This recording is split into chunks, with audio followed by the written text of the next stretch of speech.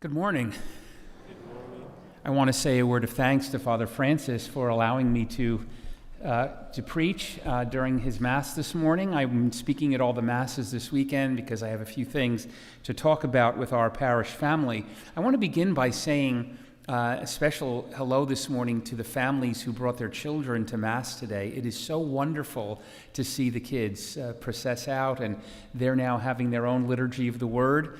But it's such a joy to see the families and the young children here. So special welcome to all of you and to our children. The great 20th century American poet Robert Frost wrote a poem called The Mending Wall. It's a poem that tells the story of two neighbors who have a stone wall that separates their two farms, one from the other. And they never see each other all throughout the year because the stone wall separating their farms is so big. But there's one day a year when they work together and they walk the length of the wall together to repair anything wrong in the wall. So together they walk the wall, they replace stones, they put in stones that have fallen, and they fix the wall. But the poem tells the story of one year when one of the neighbors has a different insight into the wall and what it means, and he doesn't really want the wall any longer. He doesn't understand why they need a wall, and he says to the other neighbor, we don't have cows or any animals that would cross over. I have an apple orchard, you grow something else, we don't need the wall. He wants to become friends with his neighbor. He wants to remove the wall. But the neighbor, throughout the course of the poem, keeps repeating the same line: good fences make good neighbors. Perhaps some of us may have that philosophy in our own lives with other people, with our own neighbors. Good fences make good neighbors. It's really a sad poem. It's a poem that talks about the desire for friendship and the rejection of that friendship, and a person who just doesn't notice really that his neighbor wants to have a relationship with him, wants to build, as Pope Francis always talks about, that culture of encounter. Recently, I saw a TikTok video about two other neighbors who also had a huge fence between their properties, a very high wooden fence, taller than they were themselves. But they decided, these two neighbors, to cut a portion of the wooden fence and to put hinges on it so that once a week they could turn one piece of the fence and have it become a table, and they would have a meal together at that table. That's a different way to look at a fence. That's a great beginning to friendship and encounter with the other. And so when I think of these different sets of neighbors, I like the second set of neighbors better, because they're beginning that journey together to notice one another, to come together sometimes. I have to tell you that the Bible readings today make me nervous. Maybe if you were listening carefully to them, maybe that's true for you as well. They make me nervous, they make me uncomfortable, and the reason is that I can see myself in them, perhaps a little bit more than I'd like to. Think of that first reading from the prophet Amos.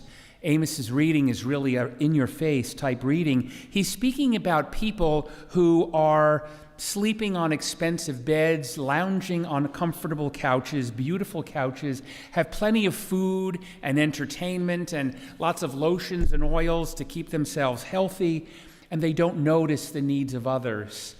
They're complacent, to use the word the Scripture uses today, meaning they're self-satisfied and unaware. When I listen to what Amos is talking about, I think of the other night I had a really delicious burger, and I was sitting on a very comfortable couch in my room, watching something silly on a really nice television, and then I went to bed on a really comfortable mattress with comfortable clean sheets and a blanket and all that stuff. And I thought about this reading where Amos is sort of indicting the people who just are centered in themselves and their own comfort and not thinking about those who don't have any of those things. And then Amos talks about, he says, they're not made ill by the collapse of Joseph.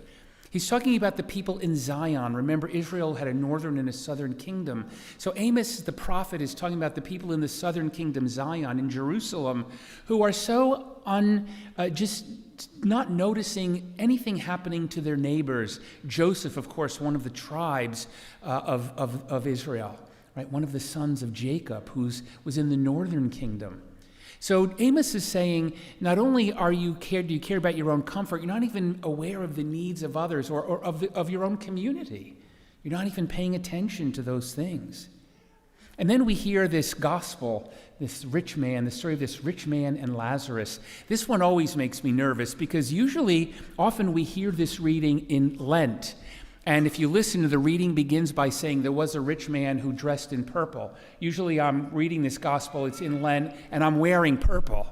So I'm always feeling like, oh gosh, he's talking to me. At least today we're wearing green, Father Francis, so at least we're not wearing purple today.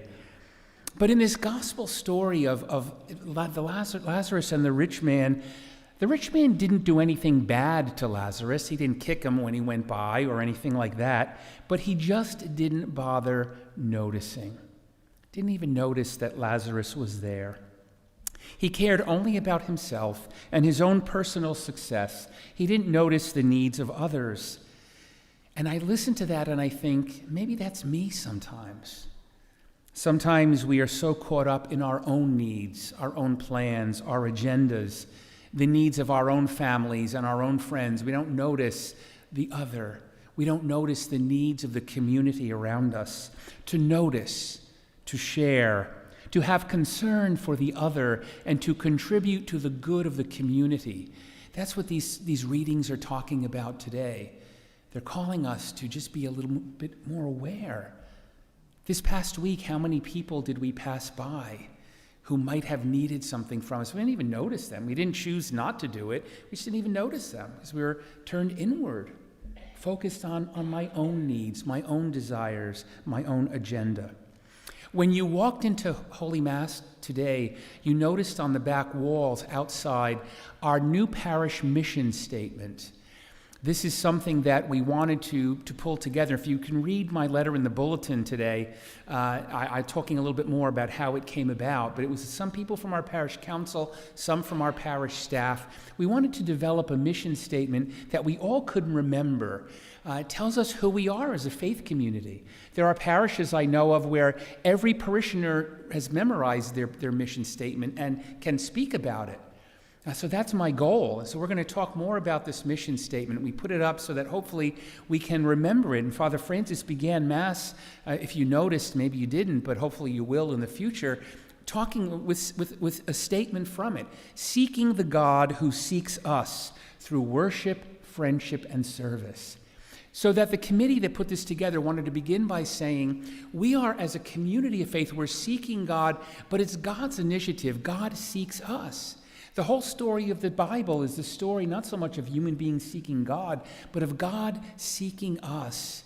So we seek the God together who is first seeking us. And how do we do that? First of all, through worship, through Mass, through the sacraments, through friendship. Why do we have a tent in the back? Why are we having bagels on Sunday? Why do we do many of the things that we do?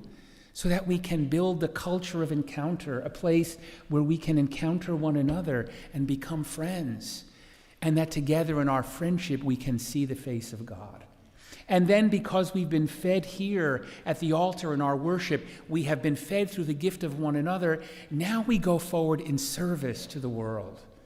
So that is what we are about and want to become more and more about as a parish community. I'm preaching at all of the Masses this weekend because I wanted to share with you a little update that has to do with community. I think both the readings today and our mission statement, you notice the mission statement, those three things, worship, friendship, service, none of those things are things we can do by ourselves. They're not individual things. Christ didn't come to start a group of satellite Christians, each doing their own thing. He came to found a church, to found a community. So there are things that we do with the great gift of one another that God gives to us. But I wanted to give a little update about some things that have to do with our community. As some of you have certainly observed, because some of you have said it to me a good number of times, our parking lot has a lot of issues.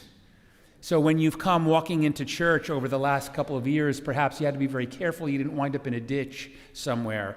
And in fact, sadly, there are 3 people in our parish family who actually fell in our parking lot, some seriously.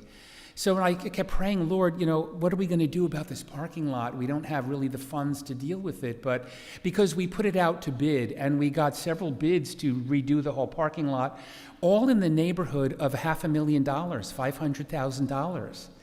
That's how much to do the parking lot. Thank God, God heard our prayer. Those of you who own homes or your fathers and parents of families, you want the best for your children, right? Well, as priests in our spiritual fatherhood, as the pastor, I wanted this to be a safe place for us, right? So I prayed, and thank God the Lord heard our prayer. So that one of the people who made a bid is actually a parishioner, Sebastian Construction, who gave us a bid much lower, $400,000, and he's donating the first $100,000 of work. So we're grateful to him for that. That's why we can begin the work. But a few other things happened. Another parishioner, anonymously, doesn't want me to say who he was, publicly, gave me a check for $100,000, also for us to put toward the parking lot. And the third thing is, many of you are so very generous to your parish, and we're so grateful for that. But some of you have been participating in these little raffles that we've been doing. In fact, after the 12 noon Mass today, we'll be pulling a ticket for another winner for the raffle. But our business administrator, who's here this morning, Joe Lynch, has been putting all of the money from those raffles in a little slush fund, and it's up to $95,000, so we have another $95,000 to put toward the parking lot. So thank you for those who, you may say, where's that money going? Well, your parking lot, that's where it's going. So that's wonderful. Thank you if you've been participating in those things. And those of you who give regularly to the collection, however you do that, thank you for all that you do. So the good news is that starting tomorrow, now by the way, that adds up, if you're doing good with math in your head, we're still $105,000 short for the parking lot. And the diocese has given us permission, and the company has accepted this. We can pay it off monthly. $2,500 a month we'll pay until we pay it off, however long that takes. But thank God the parking lot will be done. So this is what I want to tell you also. Starting tomorrow, Monday, Tuesday, Wednesday, the parking lot will be totally redone. So that means that for those 3 days, there'll be no masses here in church. Our weekday masses, 7:30 and 12 noon, will take place. The Adorno Fathers are letting us use their auditorium. So we'll have 2 masses every day, normal time, but on Darlington Avenue at the Adorno Fathers, there will be no Eucharistic adoration tomorrow. And the parish center, because we're going to be doing a little bit of the parking lot over there by the parish center, will be closed to foot traffic for the next 3 days as well. And those of you who have children in the academy, the traffic pattern will be a little different for you on those 3 days, both pickup and when you come in the afternoon to pick up your children after school. So I'm so grateful that this is finally going to happen. And when you come next weekend, hopefully, I'm sure the parking lot will be done. Hopefully there'll be lines too in the parking lot so you know where to put your cars. We'll see. Hopefully that will happen by the weekend. But I wanted to thank all of you who have participated in things that have helped us help your parish to do this. Now, I want to thank you for the support of the parish, but also to say that, my mother always said, when you own a home, there's always something. Those of you who own homes know that that's true. If you look around our church with the eye of a pastor or the eye of a person who owns a home, or a father or a mother of a family, there's so many things that we need to do now that we have the parking lot being done here in the church. If we look around, we see so many needs. There are leaks that we have when it rains a lot. Over here in this corner back here, it comes in sometimes like a waterfall. Or over the summer by this door, it was leaking. I took a video of it. The water is just pouring in. We can see the water damage here by this air conditioning grating. We can see more water damage beginning here by the ambry where we keep the holy oils. If we look around, just the other day, I noticed on this wall there's a crack now that goes up from all the way to the top. We have crumbling walls if you look around. The floor, the pews, there's a lot of damage to the marble. There's so many things that we need to think about, and we'll do that in the years to come. We need to begin to talk about what we can do for God's house, to make God's house as beautiful as possible. And again, when you give something to your parish, you're not giving it to me, you're giving it to one another. So it's something we need to do, to notice as a community the needs of individuals, the needs of the poor, those in need, but also the needs of our community together. That's what the scriptures are calling us. And that's why I wanted to talk this weekend. So for today, enough just to say thank you. And may the Lord help us to notice the needs of those around us, to notice the needs of our own community. As you go through the week this week, keep your eyes peeled for people who may need something from you. Whatever it is, maybe a piece of your heart, maybe a moment of time, maybe a dollar or two, if someone's homeless, or however they're in need. And remember that God puts countless opportunities in front of us each day that call for our involvement in love, that culture of encounter. But first, we have to notice. And as one of the saints once said, even God can't save a person who doesn't pay attention.